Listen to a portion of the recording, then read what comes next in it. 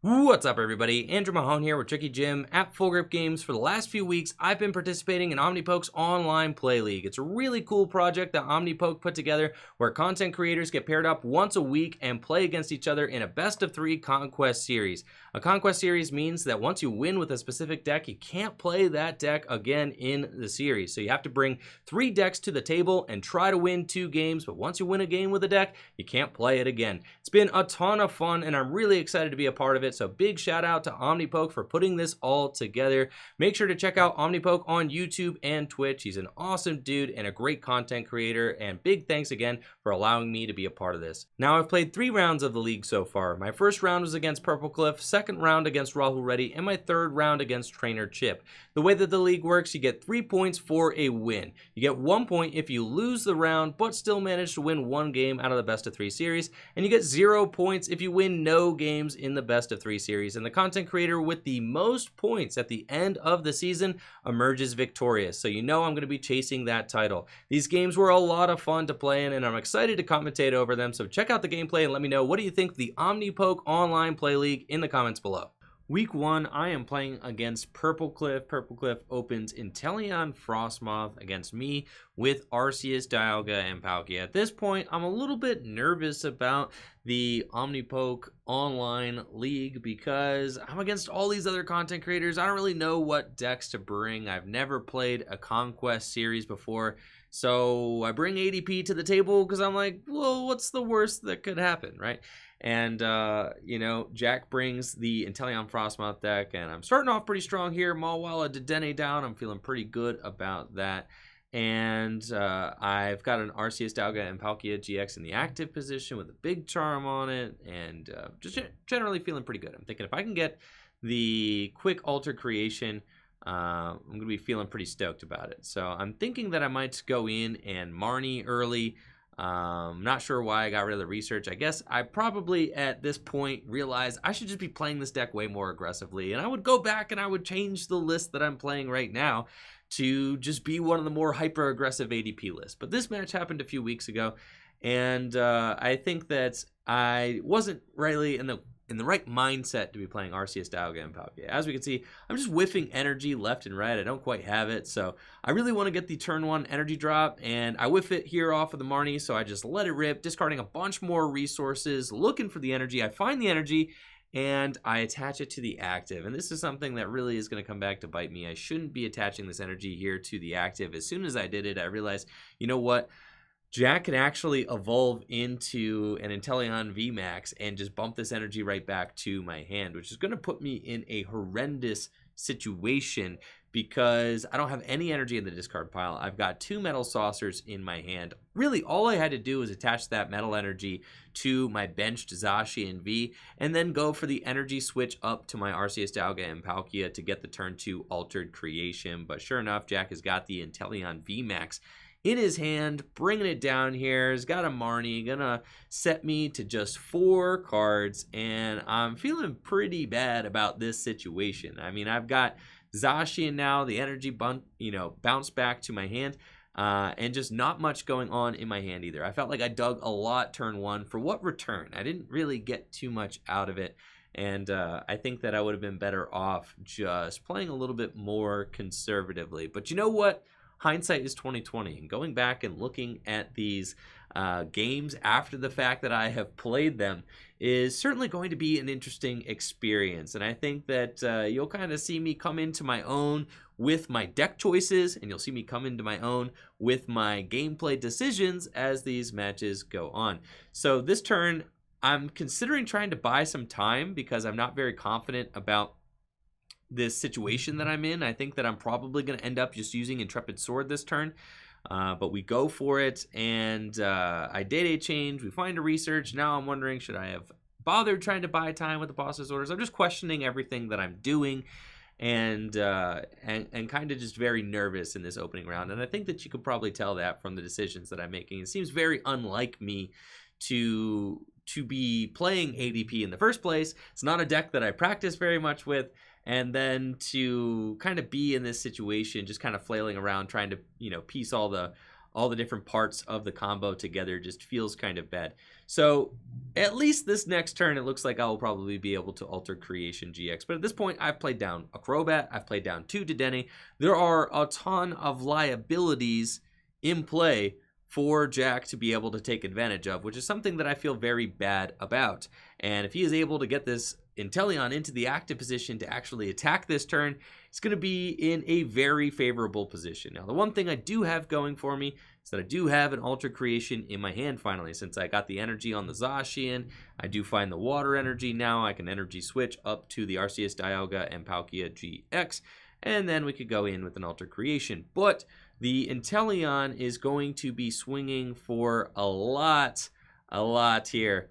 And it looks like Jack was not aware that he cannot Ice Dance to the active there, so accidentally Ice Dance to his own Frostmoth, and does find the air balloon off the data change. Going to be using that max bullet attack on my Arceus Dialga Palkia, and I have not even Ultra Creationed yet. So this is just a really dire situation to be in, and I am not super pleased with the fact that I led ADP. This is just a deck, I'm thinking to myself, like, what should I do in a situation like this? What deck should I bring to the table? Should I bring Arceus Dialga Palkia? Should I bring Eternatus? At this point, this happened 3 weeks ago. At this point, I'm thinking to myself, like, the best decks in format are Arceus Dialga Palkia and Eternatus, right? So I'm leading Arceus Dialga and Palkia because I felt like it was just going to be a deck that could, win games. Pretty straightforward.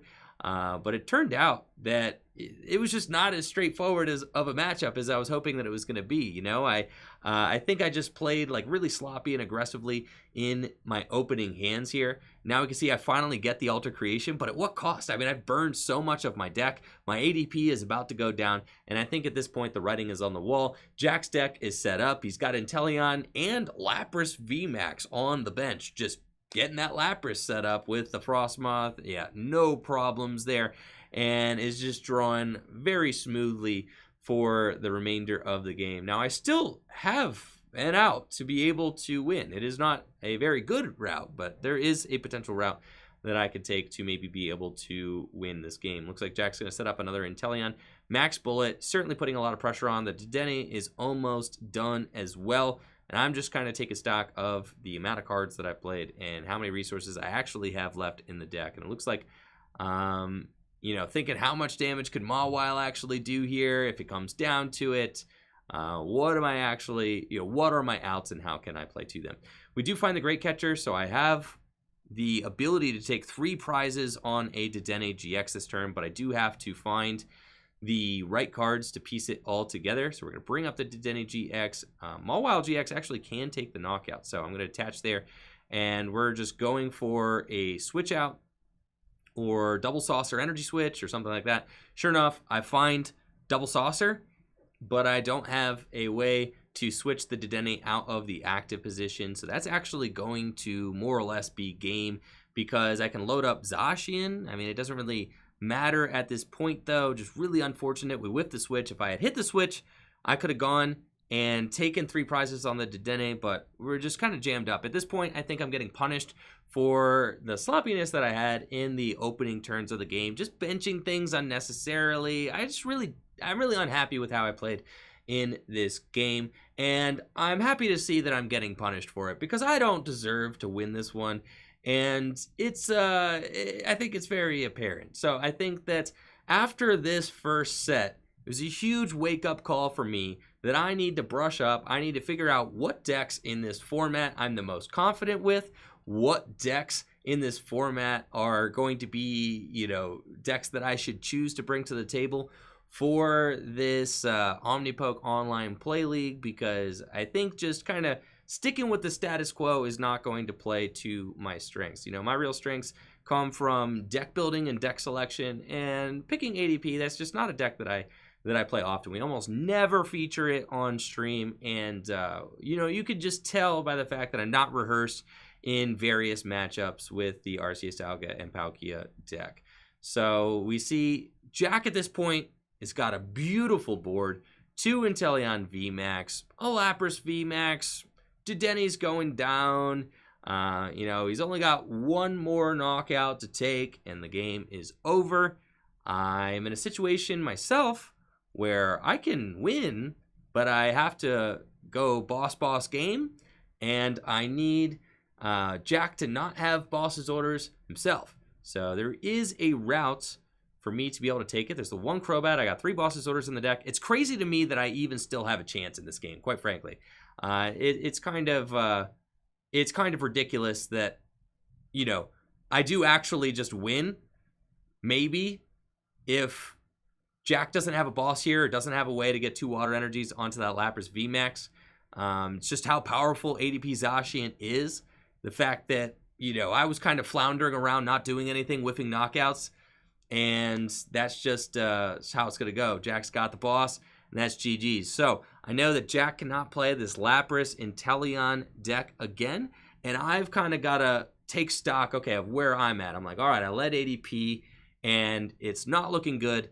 What are we going to bring to the table next? Game 2, I decided to bring Eternatus VMAX. This is a deck that I've practiced a ton with, and I'm feeling very confident with it. However, I open a really horrendous looking hand. We've got 3 Pokemon communication and nothing to communicate for. We've got 3 supporters in the hand, 2 Marnie and a research, no energy, and we open Crobat. So I'm feeling very bad after a game 1 loss with the ADP deck. I'm like, all right, I'm going to go to Old Faithful, and I'm going to play well, and things are going to go just fine. Jack is playing Centiskorch VMAX. I'm like, this should be an okay matchup. Thankfully, I do find the Hoopa here, so decide to use Pokemon Communication, go and get myself an Eternatus V out of the deck, and I'm thinking Marnie. I don't want to just discard all of these supporters. We go Marnie. We find a pretty good hand here. I've got Great Ball, Quick Ball. I'm like, okay, maybe, you know, things are buffing out. Maybe my fortunes are turning around. I can use Great Ball. We whiff it. It's fine. Got Quick Ball. We could Quick Ball away the boss's orders, potentially, and really just thin the deck down. It looks like I'm just going to Quick Ball away the net, get Crobat, and then Giant Hearth, maybe away the boss to just really guarantee myself that turn 1 energy. I'm thinking, okay, all I really need is a turn 1 energy drop, and we whiff it. So it feels really bad. Had a very awkward start. No turn 1 energy drop, despite the fact that we play 11 in this list, and I drew a lot of cards there in the opening turn.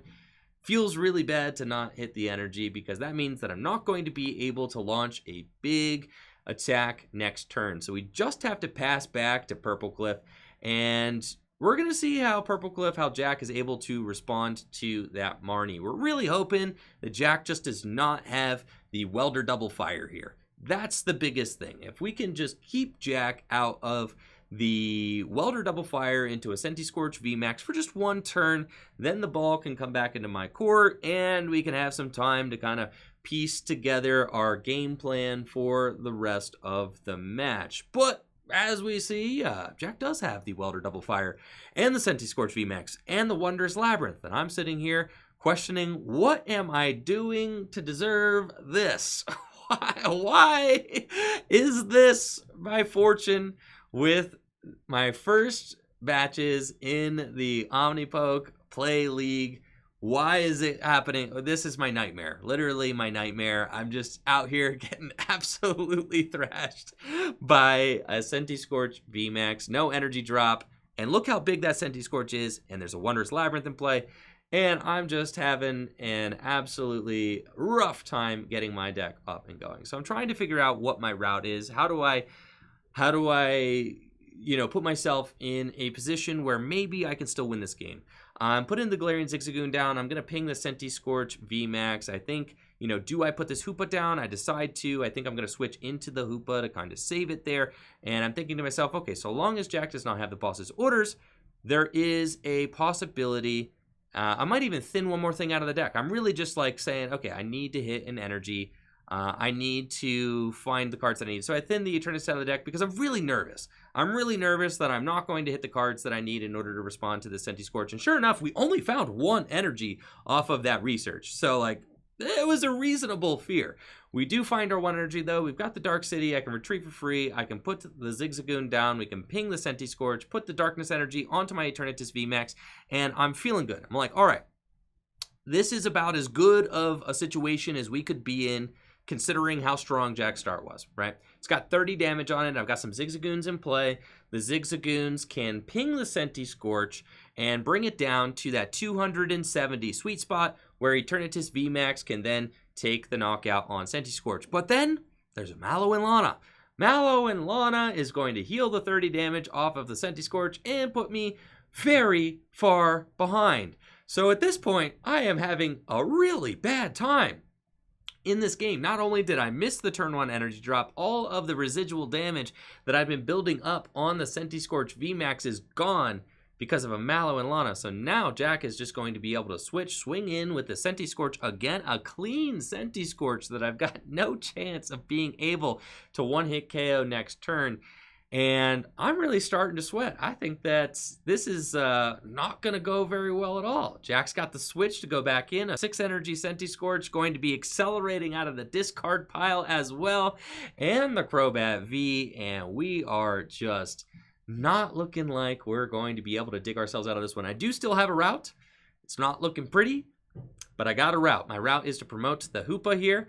I let Jack know, you have got a busted deck, my friend. A real busted deck. That was basically my nightmare. So we're going to go in with Hoopa. We're going to soften up the Senti Scorch, and we're going to Marnie, and we're going to pray that Jack does not have the boss's orders to swing into my Eternatus. So I'm looking at this hand here, and I decide not to Crobat out of this hand. I've already got the Darkness Energy. At this point, I'm just kind of like in a weird mental space because things are going so bad in this best of 3 series that I just decided to Evil Admonition here. And I could have Crobatted. I could have drawn more cards and kind of set myself up for a more aggressive draw this next turn. But we decided to just kind of keep the hand as is. And this might actually end up coming back to bite me. Let's see. Jack's got the knockout on my active. He's only got a 2 energy Senti Scorch there on the bench. And I'm thinking that, you know, if I take this knockout on the Senti Scorch, Jack has got a huge Senti Scorch already on the bench as a 3 energy Senti Scorch. He's going to switch here into the Jirachi and Stellar Wish just one more time. Has a Quick Ball and Scoop Up Net. And this is it. I mean, Jack's got the Senti Scorch. He's got the Jirachi. He's going to switch again, Stellar Wish one more time. And now is revealing to me that he's got Quick Ball in his hand and one other card. And that other card is probably a switch, because he's going to switch back in. So now I know all Jack has in the hand is a Quick Ball and a Pokemon Communication and a switch. I kind of know his hand at this point. And if he doesn't have a good card to be able to play him out of that, looks like he is just going to go into the Senti Scorch VMAX. Got the Senti Scorch VMAX. So I kind of know my game plan. He's got a Quick Ball in hand. It's the only card he's got in his hand. I need to knock out the bench Senti Scorch. Just what I have to do. So now my work is cut out for me. I've got Eternatus VMAX. I've got the Quick Ball. And I think this is the reason why I didn't dig last turn. I mean, I really wanted to, I guess, have the option of what I wanted to do with the Quick Ball. And now I'm deciding to boss, right? And then I'm going to go in and I'm going to try and find the Pokemon that I need in order to take this KO. I've got the Scoop Up Net. We're going to see 6 cards. And I need a couple of Pokemon in order to take the knockout. One more ping will make a difference. So we put it down to 240 health remaining. And we draw. And we're 1 Pokemon short. And I look at my hand, and I look at it a second time, and a third time. I am 1 Pokemon short of being able to take this knockout. It feels bad. Maybe I should have Crobatted the turn previous. Something that I had thought about. If I had used Crobat the turn previous, would I have been in a different situation now to be able to, you know, do things a little bit differently? But no matter how many times I play that Pokemon Communication, it's not going to get me the extra Pokemon that I need out of my hand. In order to take the knockout on the Senti Scorch, we're dealing 210 instead of 240. And we're just 30 damage shy of the KO. So Jack taking the win 2-0 convincingly. Me playing ADP and Eternatus. We're going to see how I dig out of this in week 2. Week 2, I decide to lead Senti Scorch VMAX, and I'm playing against Rahul Reddy. I was really impressed by how well Senti Scorch VMAX seemed to work for Purple Cliff the week prior, so I was like, you know what, if you can't beat him, just join him. And it looks like Rahul is actually leading with his Obstagoon Decidueye deck, and I'm really excited to see this matchup because this is a great matchup for Senti Scorch VMAX. I got 2 copies of Volcanion in my list. If I can just power up Volcanion, sure enough, there it is. If I can just power up Volcanion, I'm going to be able to roll through these Decidueyes. pretty easily. We Stellar Wish, we find the Welder, so I'm thinking we are off to a great start. I can just Welder onto Volcanion. I do have to, or Welder onto Senti Scorch, really doesn't matter. I'm going to put the Heat Fire Energy onto the Volcanion though, just to boost its HP a little bit and make it a little bit more difficult for Decidueye to knock out. It is definitely a tough card for Decidueye to see. They do not want to see Volcanion down early. I'm taking a look at my deck, kind of taking stock of my resources. I've got 2 Volcanions, and I know already all I want to do is just Flare Starter to another Volcanion. We're going to get 2 Volcanions built up, and this should be able to take us through the entire matchup. So I'm very excited about our start here. We got the turn 1 Flare Starter for 3 Fire Energies, and we're going to throw those energies onto Volcanion. I've got Eldegoss in my hand. I can go and get the Welder out of my discard pile and Welder again the next turn to my active Volcanion. Now, Rahul does have a turn 2 Decidueye without a Rosa, so that's a pretty good start for him. He's going to use Stellar Wish, find himself the switch. I am a little bit worried that he might have the Grass Energy and be able to inflict some damage on my Volcanion, because that adds up. I mean, if my 2 Volcanions go down, and Rahul is able to get a board state with multiple Decidueyes, I do lose the game. So at this point, I'm pretty confident in just using the Welder. I might just Welder to the active and then hard retreat just to kind of guarantee myself the attack. And we do find the Heat Fire Energy too, so I can put that Heat Fire Energy onto my Volcanion. I may just decide to hard retreat, leave everything here. I could just Day Change, go for the switch. That's something that I might be doing as well. Senti Scorch VMAX does have a retreat cost of 3. I've got the Heat Fire Energy. I'm considering the retreat. The retreat's not a bad play. It doesn't really matter because I've got the Heat Fire Energy and I'm going to be able to just take a substantial lead here. I'm also being careful with my Senti Scorch VMAX. You can tell I'm just playing very carefully. I want to make sure that I don't overbench. I want to make sure that, you know, I don't Day change unless I have to. So not Day changing there and going for the switch. It's just part of me trying to make sure that I have the most stable board position possible against this Decidueye deck, because I'm very hyper aware that the Volcanions, these are kind of the lifeblood of the matchup. I need the Volcanions to live. I can't have them getting knocked out by Obstagoons or anything like that. And I'm also going to need at least 1 Senti Scorch VMAX. And I want it to be a relatively healthy one. Having a Senti Scorch VMAX with 90 damage on it, that doesn't get me very excited. So I benched the second Senti Scorch V.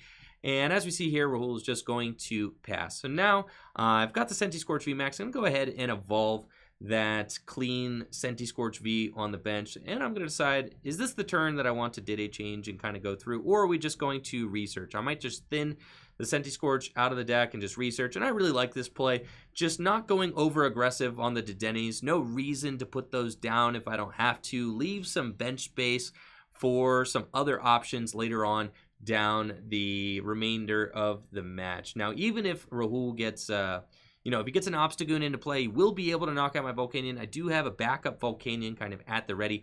We find our Wondrous Labyrinth, which actually is a very cool card for us to have in this matchup, because we could stop Rahul from being able to attack with Obstruct altogether. And we actually decide to put up the Volcanion with the 2 Heat Fire Energies on it, which is going to be big, because at this point, that Volcanion has got 160 HP, meaning that an Obstagoon with an Obstruct is not going to be able to knock it out. I also decided to just go with the Reset Stamp. I could stamp Rahul back to just 6 cards instead of that big hand that he had the turn previous. And it looks here like I'm just going to Day change. I'm not going to put the Wondrous Labyrinth down. We're just going to continue drawing cards. I think I really wanted to just find the energy. That was like the big thing for me. I was upset that I didn't have the Fire Energy to put on that bench Senti Scorch, and I'm feeling much better now because I knew next turn I wanted to set myself up like, okay, what if Rahul does get the Obstagoon out? I wanted to have my Senti Scorch VMAX ready to go in case there is an Obstagoon play. So I really like the fact that I decided to Day change there. I think getting the Fire Energy drop on the Senti Scorch VMAX was big. The Wondrous Labyrinth was too cute. I don't need it. I didn't have the extra energy for the Volcanion in hindsight. And I think if I just keep putting the pressure on here, that I'm going to be in a winning scenario. So we do get obstructed. And I actually have a very saucy play. I like this. We've got the Welder, Double Fire, and the Scoop Up Net in my hand, meaning that I can just bring the damaged Volcanion up into my hand and I could just relay it down again. That's basically giving me a third Volcanion. That thing had 110 damage on it. Yes, we lose the 2 heat fire energies, but who cares? At this point, I still have plenty of fire energies left to be able to get me through the remainder of the game. I'm just going to look into the deck with Giant Hearth. We got a couple of fire energies here, and now I'm kind of looking at my board state. I can manually attach a new fire energy, and Rahul just scoops it up. He sees the writing on the wall. We had a beautiful board state. Now I got to figure out, what am I going to play for round 2, and which deck do I think Rahul's going to be bringing to the table? Game 2, I decided to bring Lucario and Melmetal to the table. I'd been testing really well with this deck, and I really liked its matchup spread. I was thinking at this point, you know, I got the win with Senti-Scorch VMAX. That's good. Now I can go with my favorite deck right now, Lucario and Melmetal Tag Team GX. But sure enough, Rahul brings Welder Mewtwo. This definitely makes me nervous because there are a lot of fire attackers in that deck. This can just go off the rails very quickly if Rahul is able to get some Welders onto a Reshiram and Charizard Tag Team GX or something like that. So I just decide to research. I ditch a couple of metal energies early. We put our Lucario and Melmetal down, and I'm thinking, okay, we're going to use the Lucario and Melmetal. We're going to try and knock a lot of energies off of whatever attacker, you know, Rahul tries to go in with this next turn. Decide to get another Zacian on the board, and we're just going to Intrepid Sword to the bench, thinking like, okay, this Zacian in the active is actually in danger of getting knocked out this next turn, so we don't want to put any more resources into the active Zacian than we have to. We do have the Metal Goggles, which do make a difference. The Metal Goggles make it so the Rahul can't just Flare Strike the Zacian, so we do like that. Reshiram Charizard's Flare Strike does 230 damage for 4 energies. And sure enough, Rahul does have the Welder, the Double Fire, the Horror Psychic Energy, and we're going to see if Rahul is able to get a serious attack launch this turn. Rahul's got the Reset Stamp as well. Reset Stamps me into kind of a yikes hand. There's not a lot going on here. Rahul is going to ditch the Gengar and Mimikyu Tag Team GX. Does not get the attack. This is huge for me. I absolutely love it. But we're going to use the Chaotic Swell. We're going to put an energy onto the Lucario and Melmetal. Considering the Metal Saucer. Now, Rahul could just boss something up and just attack whichever has energy on it, so I don't really want to waste the Metal Saucer yet. I'm kind of thinking, you know, through my line. I think we just hold the Metal Saucer for another time. And the reason I decided to do that is because I think that Rahul only plays like 2 Reset Stamps, and I'm kind of thinking like, okay, he's almost out of hand disruption.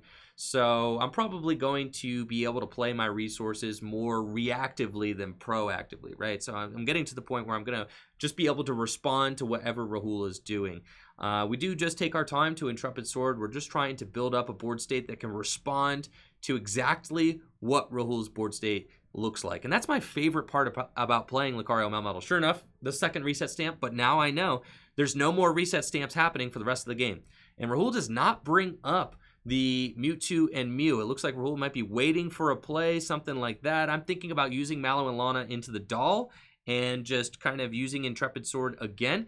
I know with the second Reset Stamp down, there's no reason for me to, you know, and I don't have the switch. I would love to boss and knock out or not knock out, but Full Metal Wall GX, the Mewtwo, and remove all that energy.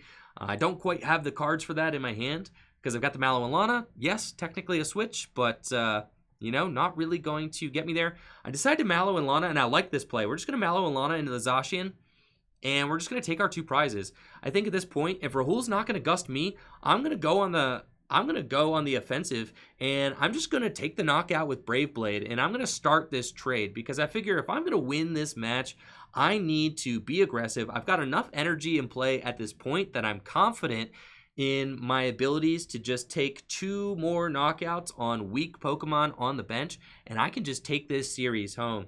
Now, this is going to put the Zacian in danger. Obviously, you know, Rahul has now the Flare Blitz GX. He's actually going to boss up my Lucario and Melmetal. I actually think that potentially the Zacian was a bigger threat than the Lucario and Melmetal there. I've got the boss's orders in my hand. I can bring this down to just a 1 knockout game. I've got an energy here on the Zacian, and I'm thinking like, my goodness, we are so close. We can knock out the Victini V, and I know by knocking out the Victini V, I make it so that Rahul is going to have a really hard time recharging energy onto his Mewtwo and Mew. I find the energy that I need, but Still, we're in a grindy situation because Rahul can just knock out these Zacians, and I need to find one more boss's order. So I may have a turn where I have to put up the doll and Intrepid Sword and hope to hit that final boss's orders. I'm kind of thinking it through, and at this point I'm freaking out. I'm like, all right, the Mewtwo's got like 6 energy on it. My Lucario Melmetal got gusted and knocked out. There's Tool Scrappers involved, which is horrible because I needed the tools in order to survive Flare Blitz. And now, or Flare Strike, not Flare Blitz, but yes, Flare Strike, 230 damage, perfect knockout of my Zacian thanks to the Tool Scrapper.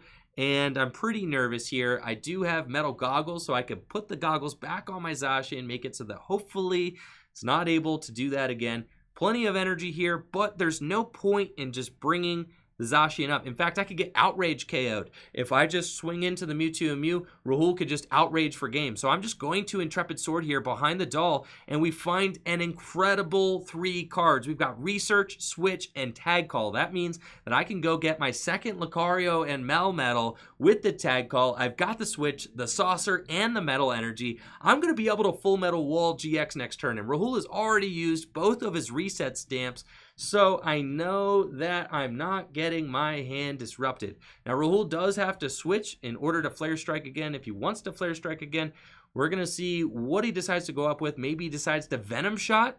That could be something that he does. Maybe he's just burning his hand down, looking for an out. But Rahul's already GX'd. I don't think he's got a great option to Gust and knock out this Zacian V, so I don't know what he's digging for here.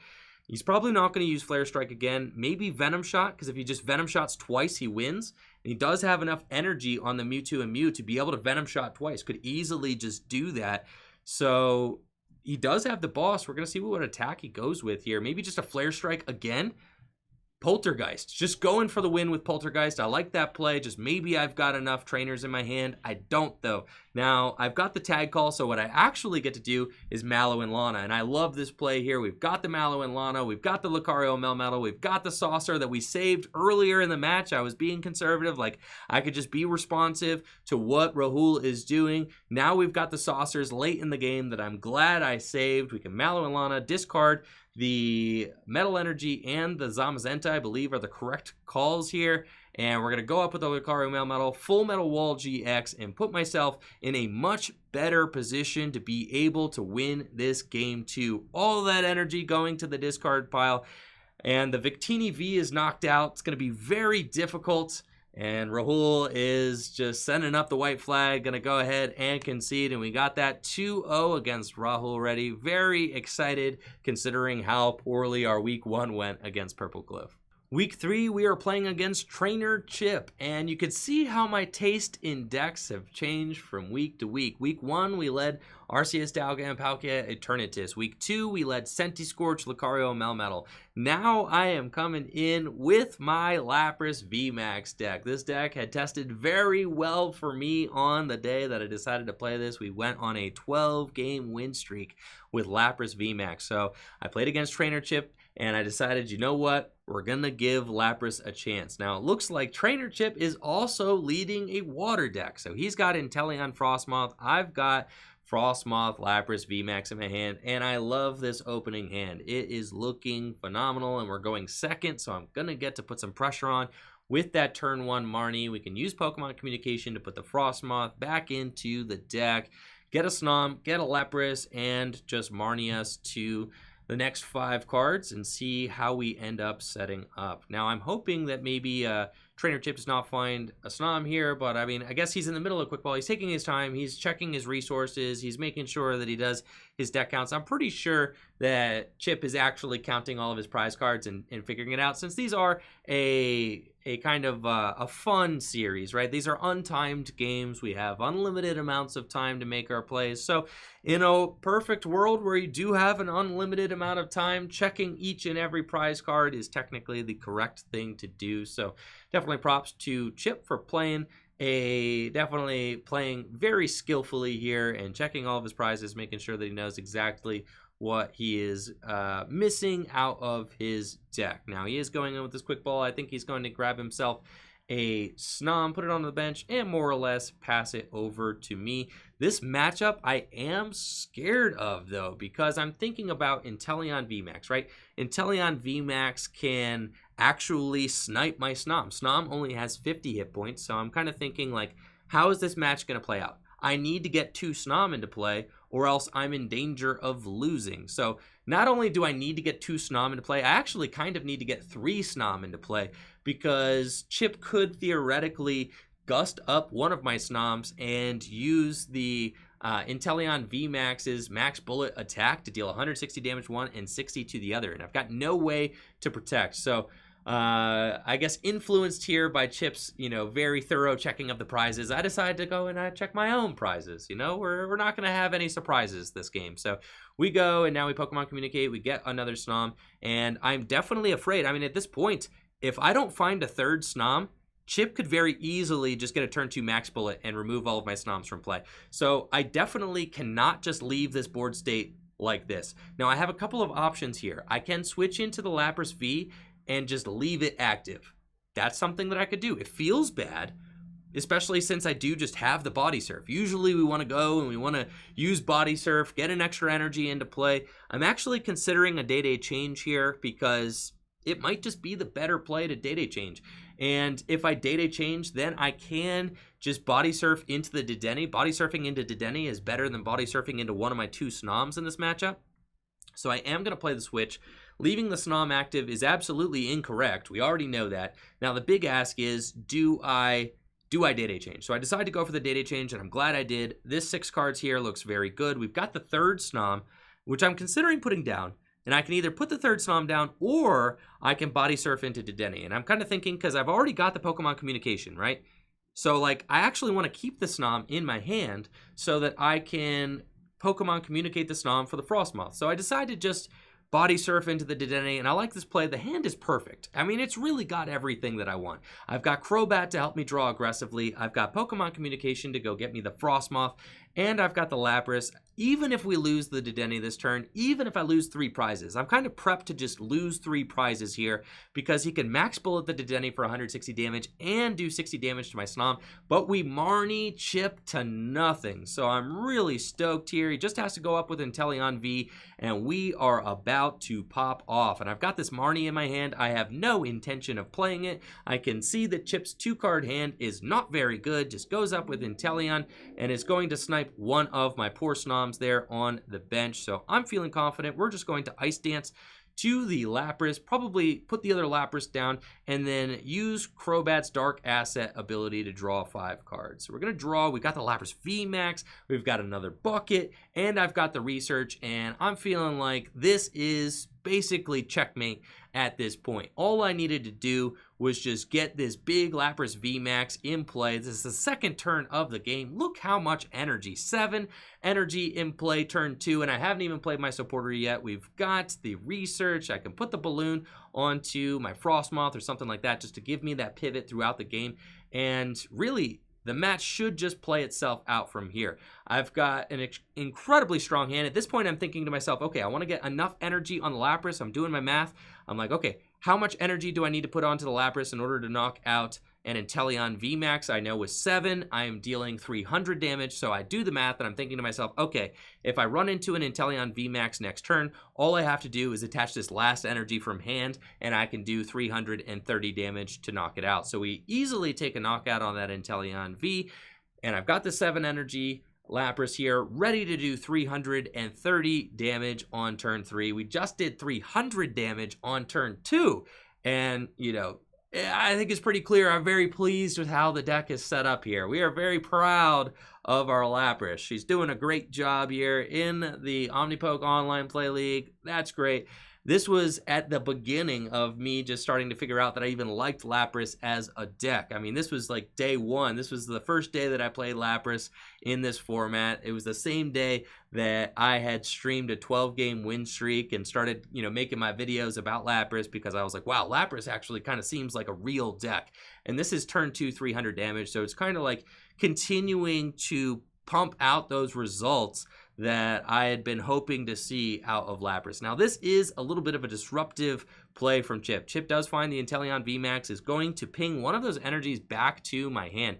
So I'm just going to manually attach to the active Lapras, and we're going to go digging. I'm going to start putting some other energies onto my bench Lapras here, and I know I just need to be able to Ice Dance one more energy to my active Lapras, and I can take the knockout. So I decide to just research this hand, and if I find switch energy, we take the knockout on the VMAX. We do find the switch, so I can go into the Frostmoth, and I've got Quick Balls and Communications in my hand, so I can dig a little bit further with either a Crobat or a Dedenne in the deck to be able to find that last energy that I need to knock out this Inteleon. So I'm looking at my resources. Do I have an energy in the discard pile? I've got one in the discard pile. So I'm looking at it, and I'm pretty much out of energy in the deck, but I do have Training Court. If I can just find myself that one Training Court, and I decide to just go for it, you know what? It's time. We're going to go and grab this Crobat, and we're going to see 4 cards. If I find the Training Court, it's a knockout. We got the Training Court. We slap it into play, and we're going to be taking a big one-hit KO on this Inteleon VMAX next turn.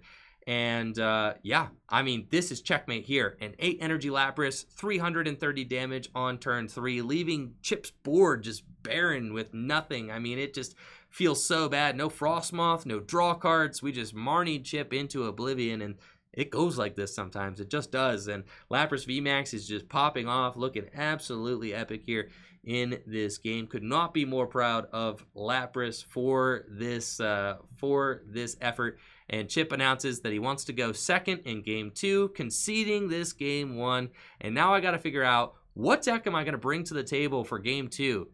Feeling good after my game 1 win, I decided to go with Alcremie VMAX for game 2. I'd been testing this deck a lot on stream, and I feel like it's got a pretty good fire matchup. Obviously, incredibly weak to ADP Zacian. However, with Chip and I both leading water, I'm thinking that he's probably going fire next. So I'm thinking that maybe Alcremie VMAX will be a good call for this match. Sure enough, Chip opens Rhyperior V, so I'm a little bit confused as to what deck he actually is piloting over there, but I'm thinking that maybe it is some sort of welder box that has Aurora energy in it and can utilize various Pokemon for their type weaknesses. Now, this is my only type null in the deck right now, so I go ahead and retreat it, get it to the bench, because I don't want the type null to get knocked out on the first turn of the game by a drill run.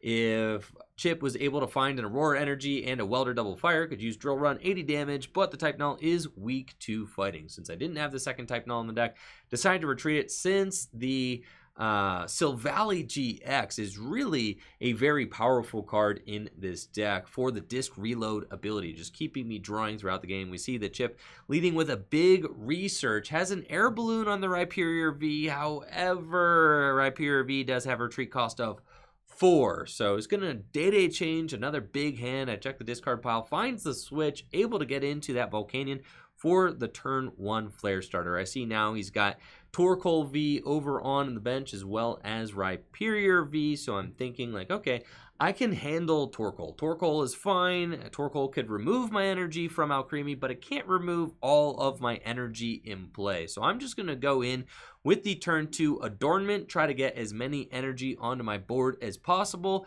and get my board state built up for some big turn 2 plays. Big turn 3 plays. We do have the research here, so we're going to let that Rose go, and we find ourselves more Pokemon. I've got the Silvally GX, which we drop immediately. I've got an Evolution Incense, which I can use to get a second Alcremie VMAX if I want to, or I could quick ball it away. I'm kind of deciding which route I want to go with here, and I'm thinking to myself, yes, I would like to Adornment for one more Pokemon. Is it worth it to get rid of this other Rose? I really, discarding 2 Rose seems a little bit sketchy, considering that Chip's deck can discard my energy with Torkoal. I know that I'm probably going to be utilizing Rose, so I go for the disc reload, and I'm really hesitant to discard the Rose. I'm considering just quick balling and placing the Dedenne without actually day changing. This is something that you actually might do with this deck, since I like all the cards in my hand. We could just bench the Dedenne for no effect and keep the Rose, or we could just let it go with Day-Day Change. I decided instead to go with the Oranguru, and I like this play way better.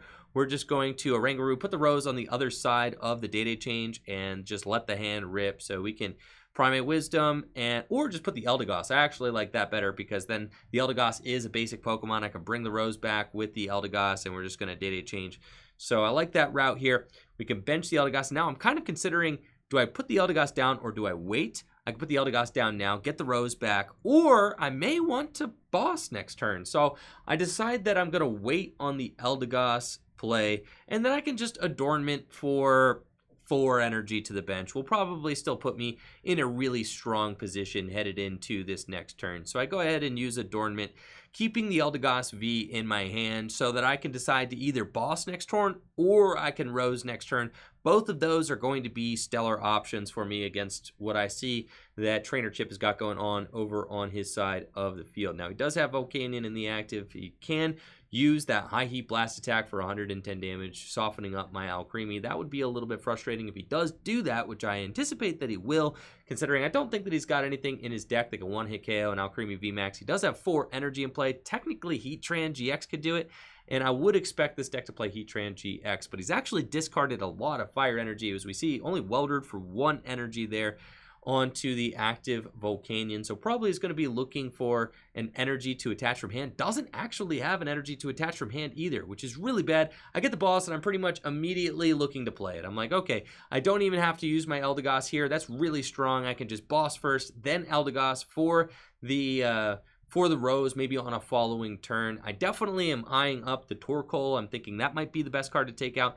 If I go for actually decide to go for the Crobat. And this makes sense because I only have to discard 3 energy in order to make this play work. So I like this route, going for the Crobat. I only have to G-Max Whisk away 3 energy. If I go for any of the attackers, then I have to get rid of a 4th energy, and I'm not using Rose this turn, so it kind of feels bad to do that. I do find Air Balloon, which is a nice card to have. Just slap that on Oranguru. I don't think the Chip's going to be targeting down my Oranguru at all.